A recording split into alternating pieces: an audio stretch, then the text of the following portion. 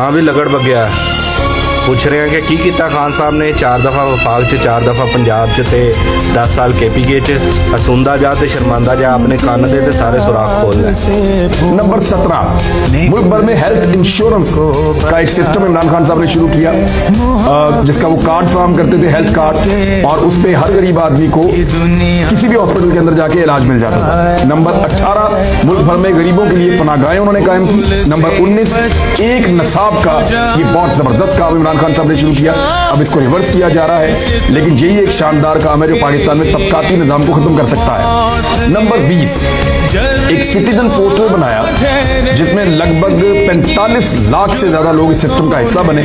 लोगों ने इस पर शिकायतें की और बहुत सारे शहरियों की शिकायतों का अजाला हुआ। नंबर 21, ट्रंप ने जब पाकिस्तान को धमकी आमेज ट्वीट्स उसके बारे में लिखे, पाकिस्तान के बारे में बयानात दिए, तो इमरान खान साहब ने जवाब में उसी तरह की जुबान के अंदर सही तरह एक आज़ाद और खुद मुख्तार मुल्क की तरह जवाब दिया, जिसके बाद अमेरिका ने पाकिस्तान की बड़ी इज्जत की और इमरान खान साहब बतौर स्टेट गेस्ट वहाँ पे अमेरिका में तशरीफ ले गए।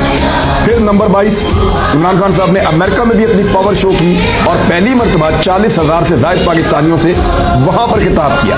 नंबर ऐसे में एक टोटा अपलोड किया है, पूरा वीलॉग सुन और सारिया चीज़ा दस।